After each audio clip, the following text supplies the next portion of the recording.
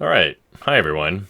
This is kind of a video test for me, and I'm just putting some lighting and camera stuff through its paces here.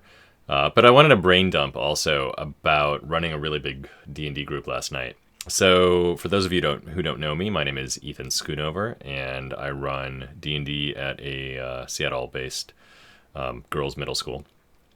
And at that school, I run both D&D clubs and also have taught an actual elective class based around D&D. And normally I'm running groups between, say, like 4 to 8 people. So, my first club was 6 people. I ran with 8 girls at the table in my D&D elective class, which was pretty big. Mind you, like I started off like being concerned about running for more than 4 students at a time. And, the way that you get past that is by just having more people show up and then just doing it and then finding out that you survive and then doing it again. Regardless, what happened last night was that this is our Friday night club, and we actually have about 26 girls in it right now, which is mind-blowing to me. And those 26 girls are divided up into 4 different groups, and I have student DMs, and it's cool and it's all working. But last night we had a different schedule due to a school play, and so some of the girls could come, some couldn't. We had about like 12 to 14 girls, some left midway through, and so I just was like, okay, we're gonna do a one shot, and I'm gonna run it, and we're gonna run it with all 12 of you. And they're like, okay. Now we all sat. So let me just talk about some of the things I do. So number one is I have them just like we all sit on the floor. It's gonna be a big circle.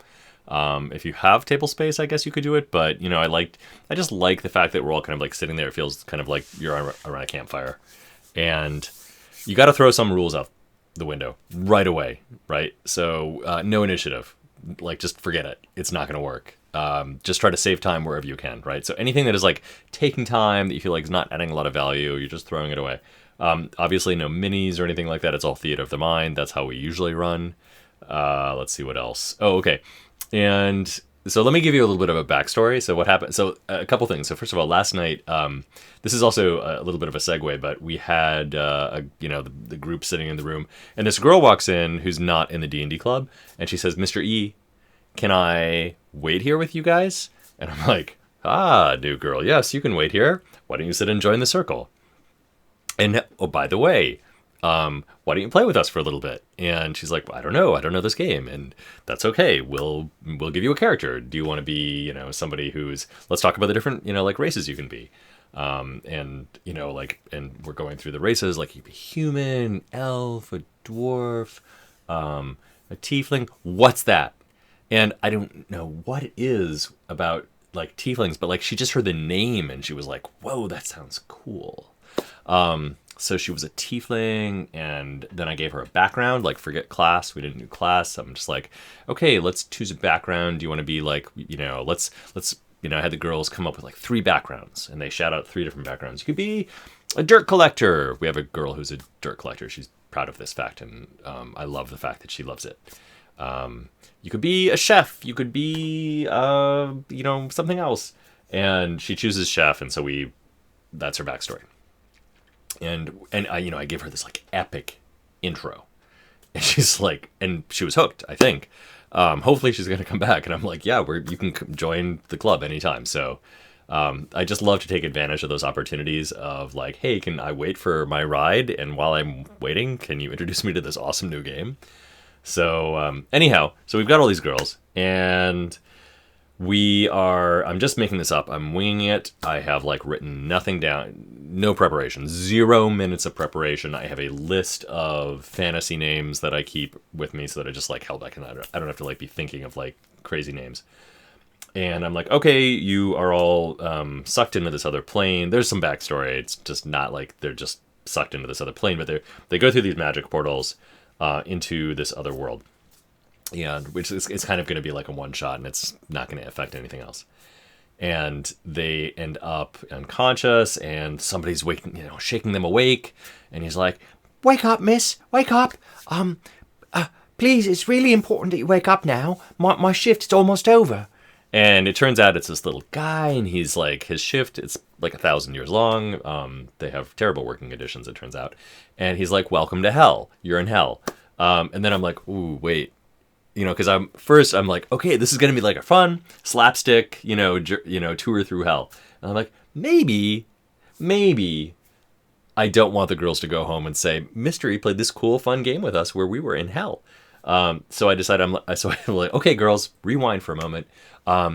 It's not gonna be hell. It's gonna be it's like this dark plane, okay, like the elemental plane of shadow or something like that.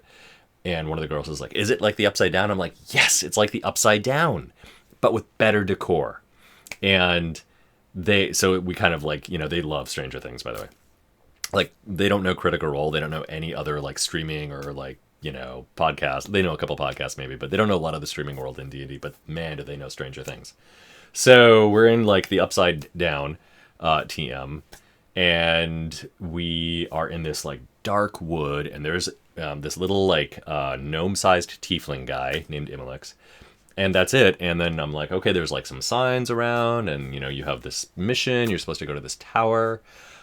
Spoiler alert: we don't get to the tower. Really hard in a big group to do a lot of stuff, so we basically just like get almost out of the wood and have some cool stuff happen. Now, this is the tip, okay? And the tip is, so first of all, no initiative, right? The first, after they wake up, they've talked to this little guy. He's charming, he's funny, we have some interaction. They ask him some cool questions, and then I'm like, okay, so what are you guys doing? We're gonna go around. I just go around in the circle, right? So either clockwise or counterclockwise, and I vary it. So that way I don't have to like think about it. The girls always know, like, it's gonna go around in a circle. I can get my question or my action ready. And this is good for battle or outside battle. So I actually kind of treat outside battle a lot like you would in battle, right? We're just going around in a circle. And what'll happen is the girls will choose some actions, and there will be some natural clumping that will occur. So some natural grouping. And this is really the trick. So the trick is that I had some girls who all wanted to climb the trees. And some of them were successful, some weren't, but they were the tree climbers then in my head. Some girls who wanted to like examine the forest floor. Another group of girls, one girl wanted to chop down the tree, and the other girls kind of got like sucked into that whole like terrible decision, by the way, to chop down some random tree in a dark forest that is potentially sentient, it turns out. But so they became these little groups. And so then instead of having like, 12 or 14 girls, I could have like basically like 3 or 4 groups and just kind of say like, okay, you guys up in the trees, like this is what's happening right now. You notice that there are these like bat-like creatures flying around, and what's concerning you is that they're bat-like creatures, but they have like, monkey bodies, right? Like totally stole this from Wizard of Oz. Okay, I copped to that. Whatever, right? Like they're all like, they're having their own little moments. And the trick, of course, then is bringing them back together as a group cohesively and then remixing them. So you don't get like clicks. You don't want to have like, for a little bit is fine, but you don't want that to persist long term. And you want to be able to mix the group back up. So, like maybe they all come back down out of the trees and there's a scene, and then you can kind of create some other groups and chunks that you can focus on later on. So my big tip right there is just throw out initiative, move around the circle as fast as you can, and also then try to create these like logical groupings as you're doing anything. Could be battle, could be just general activity, so that you can minimize the number of people that you have to like query every time. So I hope that was potentially useful. I would love to do some more videos like this. This is just sort of a test. Let me know what you think. Feedback to me on Twitter @EthanSchoonover, and talk to you soon.